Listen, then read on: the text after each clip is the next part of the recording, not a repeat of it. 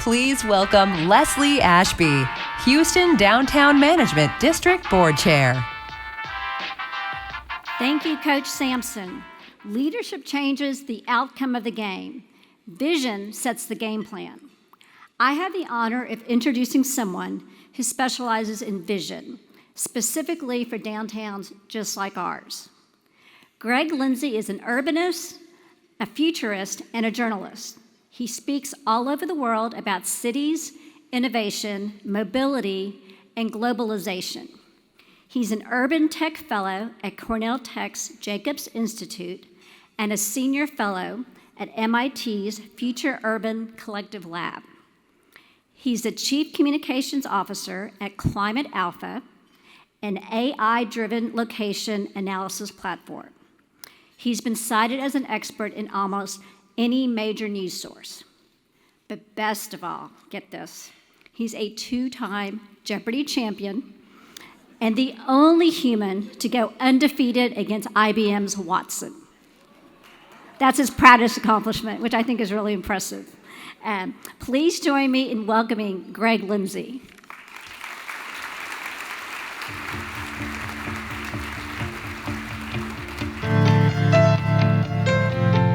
So much. You'll forgive me if I stride here, being raised in the post-TED generation. Podiums make me claustrophobic. Being described as someone who specializes in vision is maybe the kindest thing that anyone's ever said about me, so that was very kind. It's also very intimidating to follow Mayor Turner and Coach Sampson and to precede Chris on stage here. Chris is going to talk to you, of course, about the bright vision ahead for downtown Houston, for central Houston. I had a chance to go through his deck and see the amazing initiatives coming forth. But first, I want to talk a bit about what we're seeing that cities are doing elsewhere and how Houston can learn from them and exceed them when it comes to post-pandemic recovery. And I guess as a way of starting this, I want to acknowledge, of course, the trauma of the last 2.5 years and what cities have gone through and how we survived and came out on the other end. As someone who lived in New York for 20 years and only recently returned, the fact that you might see a site like Times Square empty was unfathomable to me. But a year ago, I had the opportunity to be in Venice, Italy. I was visiting there for the Architecture Biennale, and I visited the Scuola Grande di San Rocco, which is one of the great fraternities for good works, and it was devoted to Saint Roch, who is the patron of protection against the plague. Venice is where they invented quarantine as we know it, and as I stood there in the Scuola Grande, there was a plaque that actually honored the dead members of the fraternity who had died while aiding the poor during the plague. That was 400 years ago, and Venice, of course, continues to thrive to this day. So I took heart in the fact that this was both unprecedented and yet part of that historical cycle, that there will be, of course, a future for cities. Now, that future, of course, is uneven as well. We've seen Venice, just as Venice saw changes, of course, in the course of its fate, we have now seen how central cities are grappling with the fallout from the pandemic there, and particularly the return to office and its uneven start. And what, of course, that means for the financial formulas, employment, tax dollars, all of the things that underpin our modern cities as we see remote work begin to take hold deeper into our society. How will we rethink the institutions and edifices that we put at the centers of our cities around the world? Now, the good news, of course, is that people have flocked back to cities, perhaps not to work in office towers, but to do almost everything else. After a period where we believe that downtowns might die, I think that pessimism has dissolved. And in fact, we see, and Chris will talk about this for downtown Houston itself, but we see, for example, that nationwide, more people are dining out than even before the pandemic, according to OpenTable numbers. We're starting to see this change in this conversation here that, that perhaps filling the centers of our cities with just towers and other locations for people to work was perhaps a little too narrow-minded, that we need to rethink what downtowns are for, this incredible density, this incredible connectivity. And so, we see Richard Florida, talk about central connectivity districts. We see others talk about central social districts. I'm reminded by my friend Luis Betancourt, who is a physicist who got his PhD in the Big Bang and wrote a series of papers that transformed how we think about cities. They basically showed that the bigger and denser cities get, the better. You see an increase in wages, in productivity, in patents. There's this miraculous phenomenon that happens.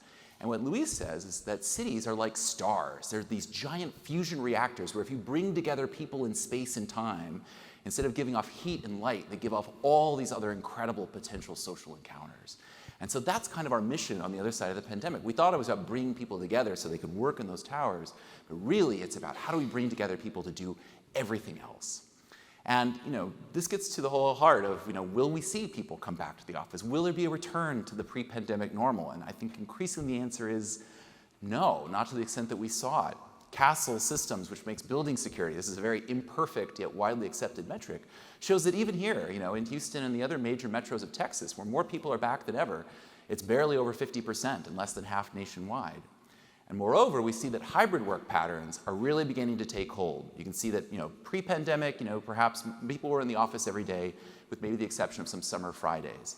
And then, of course, we weren't in the office at all with Delta and the other variants before that. But as you can see in this graph, Tuesday, Wednesday, Thursday are becoming the new work week when it comes to being together. Now, this is, of course, an opportunity as well, because it means that our downtowns are no longer subject to those tidal actions of rush hours as people flow in and out. The patterns are changing, and it means the uses can change too. Now, work from home, of course, is going to basically stick with us. This is Nicholas Bloom. He's a professor at Stanford who's documented this. He makes the case that, yeah, we've rolled it back from our pandemic peak of 60% to 30%. But that's still 6 times greater the percentage of working from home than before the pandemic. You can't have anything sextuple in size and in scope and not see seismic changes to the built environment, which we're going to see. And as we've seen nationwide, particularly during the pandemic years, we saw what Bloom and his co-author Arjun Ramani called the donut effect. In their paper, they documented the Bay Area in New York, but I've since seen data for Atlanta, for Dallas, and other cities in the Sun Belt as well, that shows that basically, a drop in property values in the cores of cities as people moved out into the suburban and outlying areas, of course, for either other homes or making larger transitions or shifting, of course, from high-cost coastal metros to, of course, great cities here in Texas and elsewhere.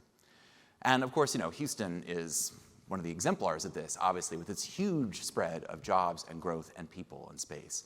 This is a map from a new report from the Brookings Institution. Tracy Haddon-Lowe, my good friend who's worked with Christopher Lineberger and others who've documented how places have evolved. She pointed out that what we're seeing now post-pandemic with remote work and the fact that we've seen jobs disperse was a trend that was already happening well before the pandemic. Maybe it wasn't working from home, but we saw even then that only 1 in 9 jobs in America were located in central business districts or even large sub-districts. We've spent decades dispersing jobs across the landscape. But some of those places are less equal than others, more important than others. And in this new report, you can see here, they highlighted what they call major activity centers. So you can sort of dot this across the Houston landscape. But the primary center, the most important of all, that has the most outsized returns when it comes to productivity and when it comes to GDP per capita, as Louis Betancourt documented in his papers, it's Central Houston. It's the most important of all, and it has the most varied uses already. It's very well primed to bring people back. So as a hint of what that might look like, or how do we get people back, or how do we build on that success, I'll just point, my taste of it, or my first inkling of it really, as a visitor to Houston was 6 months ago. I was here in May, and on a whim, I went to see Krongwabin, I can never pronounce their name right, play the 713. I had just simply wandered into town and saw they were playing there. Their opening act was a favorite band of mine. And it was in there that I went to my first post-pandemic concert and found myself in a room unmasked with thousands of people who had trekked to the center of Houston to see this incredible act and to be together again in that. And I thought that was incredibly powerful. And of course, post-Houston has become a new model of how do we take old urban infrastructure and how do we turn it into these kinds of mixed-use social spaces that are going to be key to how we rethink of our downtowns. Or how do we think about, how we move and get around? Because of course, as I said, we no longer have to think about prioritizing any downtown for that tidal rush of traffic in the morning and then out in the afternoon. We have to think about how do we connect these places better, more locally. And so, Bagby's a great example of this too. As we were discussing last night, an example of a silver lining in the pandemic, that it could be built so quickly with a lack of traffic on the streets. And it's become a form of social space and become a form of mixed-use space in its own way of bringing people together, a fusion reactor in its own right. So how do we make more of these? These are great examples, but I want to show you how do we start to think about how we envision them, actualize them, and carry them forward. Now, first I want to think about, since I was described as a person of vision, I want to talk about the new tools that are emerging from technology that can help us envision this. So in this case, I took these screenshots off Google, and I sent them to my friend Zach Katz, who's a 28-year-old artist who runs a new nonprofit called Transform Your City. And what Zach does is he uses the new artificial intelligence tools like DALL-E and Stable Diffusion to literally tell the machine how to reimagine this streetscape to be walkable, bikeable, and more active to people. And this is what he did. He took part of the image, painted it out, and then he didn't create it himself, he didn't render it, he just simply told the computer what he wanted. And after several takes, we got that. And I looked, just to have fun with the streets on either side of Central Houston Inc.'s headquarters. I looked at McKinney there, and Zach imagined what this could be for us. And then finally, example, we looked at Rusk as well and imagined that in the core. Now, what I love about this, other than being wonderful eye candy, is that in the case of like Bagby, in the case of any urban improvement, you have to involve the community, you have to get buy-in, you have to ask people, what do you want? In most of the cases, they can't tell you what they want. They know what they don't want, but they can't tell you. But now we're having this whole new generation of tools for community engagement where we can literally ask people, what's the kind of Central Houston that you want to see? How would you reimagine this? And they don't need to master tools and they don't need to learn Photoshop. They can literally tell you and you can input it into the computer and build those kinds of things. So we're on the cusp of thinking about how do we do Bagby and how do we imagine and reimagine our streets to bring those people in? And then once you bring those people in, where do they go? How do we rethink all of the buildings we have? And so I was in Chicago in September. I grew up south of the city there, and I was here in the Willis Tower. This, of course, the building was bought by Blackstone, I think back in 2015. Blackstone spent $500 million renovating it. If you've ever been to it, go up to the sky deck, but very foreboding at street level, very closed off, a fortress, a black tower in the middle of the city, in the middle of the Loop, which, of course, has suffered perhaps more than any other downtown in America, with maybe the exception of San Francisco. And in this case, Blackstone spent years investing in reimagining the public space. So Olafur Eliasson, the great sculptor, that's his sort of piece on the outside. They put in food halls and yoga, and they put in an elaborate sort of public program in here to basically welcome in. This rush, of course, to have amenities for office workers that was part of a trend before the pandemic, but in this case, opening it up, sort of, to the public, about using it as an anchor institution in the Loop and along LaSalle Street to bring people inside. And I think that's the kind of examples that we're going to need more of in the post-pandemic to get people to downtowns, that that we need to have somewhat sharing of these spaces versus simply walling them off for tenants as amenities. Because if what people are hungry for, if you want to see what they want to come to, in Chicago, you go a mile away. You go to the Fulton Market District, a classic, former industrial meatpacking area. And there, Thor Equities finished during the pandemic 800 Fulton, that office tower, which, is, of course, maxed out in tenants. It's AAA office space. But what they found, and what they're betting, of course, is that what people want the most when they come into the office is to have a fully actualized neighborhood around it where they can socialize and go out and be with people afterwards. These are becoming the new, AAA districts of cities. And you got to extend that, of course, into the offices themselves. I think one of the trends we're seeing with the rise of hybrid work, for example, is we're already starting to see employers and occupiers, start to think through their future space needs. So one trend is to actually see time sharing of office space. Okay, you take Monday, Wednesday for your remote workers to come in, and we'll take Tuesday, Thursday, and no one will come in on Friday, kind of thing. That's starting to happen. But we're also starting to see firms realize that they can open up their office space to whoever. So this is an office in San Francisco called the House of Web3. It's for startups and other companies specializing in blockchain. But basically, it's becoming an ecosystem. It's a clubhouse where people come in and out all the time to spend time there and see who they might find. And a larger version of this, in Brooklyn, I love this building, I'm going there in a couple weeks, is New Lab. New Lab is an accelerator, an incubator. It brings together multiple startups and companies. But what I love about it is they all work together. They're not closed off in offices. And sometimes big companies like a Verizon will come to them and say, hey, I need some brilliant thinkers who can help us figure out what is 5G for. We've put it in all these phones, but we don't know exactly how to use it. And New Lab will round up those startups and those companies and put them together to work on this project. They call them studios. And they'll spend 6 months spending part of their time on that. This whole rethinking about how we share space and how do we open up and use it, that has to be part of the sort of post-pandemic conversation.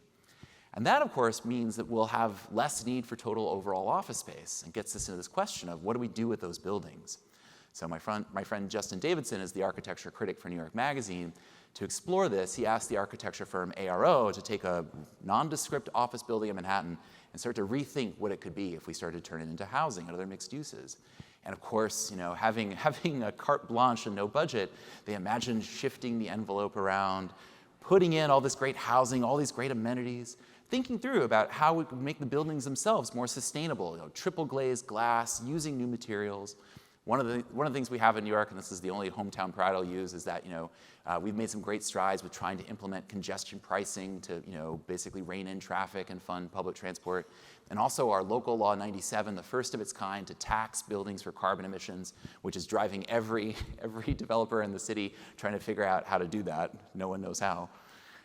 But this will be a real challenge for us, and no one's been able to make these numbers pencil out. It's very easy to be the vision guy when it comes to that we need to build more housing in our city centers, but no one's figured out how do we change the zoning, how do we change the regulations in place about windows and light for these floors, how do we think about how we're going to pay for this. But this is the kind of area where we need incredible innovation and regulation and new financing methods as well. Now, shifting from one side of the country to the other, I was fortunate enough a few years ago to work with a team of architects at Woods Bagot to think about how we could reimagine Los Angeles and its car culture on the other side when we're also driving less. In this case, it wasn't remote work. It was more the notion of how ride-hailing and other forms of new mobility would change things. But what we were looking at is sort of a map of all the surface-level parking lots in downtown Los Angeles, where our tool took them, imagined, what if we just changed the floor area square ratio and started building housing? And we found that we could add 48,000 more homes and 85,000 new residents to downtown LA, in theory, if we just started building in those places. And then being architects, of course, they sort of imagined what those places could be like. And this being LA, they imagined a new generation of courtyard apartments made illegal by parking minimums that are now beginning to be repealed across the country. We saw California has done this around transit stops, and Oregon and Minneapolis had done it previously during the pandemic. We imagined, creating new developable sites in the middle of downtown where you could build the kind of mixed-use residential and workspace projects that I just highlighted. And we also thought about how could we take out those deadening parking lots that run alongside roads and build new forms of retail and experiences that would give people reasons to come back to downtown LA. And then going further, the city liked what we came up with so much, they then actually picked us for a competition they were running called From Pump to Plug, where in a world of electric vehicles, as we rush toward that future, what will we do with all our former gas station sites as we phase out that infrastructure? Again, incredibly valuable and prolific in a city like LA or Houston. So we imagined, over time that, you'd be able to actually phase in charging, that perhaps charging would go into the ground through induction charging. And we started to imagine how you could take the parking lots and gas stations of today and eventually turn them into parks and eventually turn them into places where people might come and gather. That might be the future sites of cars and coffee to see the legacy, those antique internal combustion engine vehicles. So imagining what that world would look like. And then finally, I want to talk for a moment about how cities might change over the next decade, or one aspect in which they will change, based on my current work at Cornell Tech, where I'm leading a project called the Metaverse Metropolis. Now, when it comes to technology, I can't think of anything more anti-urban or anti-socializing than what Mark Zuckerberg would like you and all of us to do. Can you imagine? The only thing I can imagine that's worse than 10 hours of Zoom calls a day would be 10 hours of Zoom calls with a large headset on my face. And having strangers in my house, but without legs. That would be that. And I think of that because this is one vision of Silicon Valley. It's not a vision that apparently his investors and shareholders want either, but it is something that we see the greatest minds in Silicon Valley working about this. And to me, the question I have, and this is a question that goes back the last decade, we saw the advent of the smartphone in 2007. And within several years, companies like Uber and Airbnb had formed because they realized the smartphone changed everything. It allowed us to locate and map and access and pay for private services were around us. Suddenly, all the private cars in Houston could be linked together with their drivers, and now you have Uber. Or you could peer into all the potential apartments or homes available, and now you have Airbnb.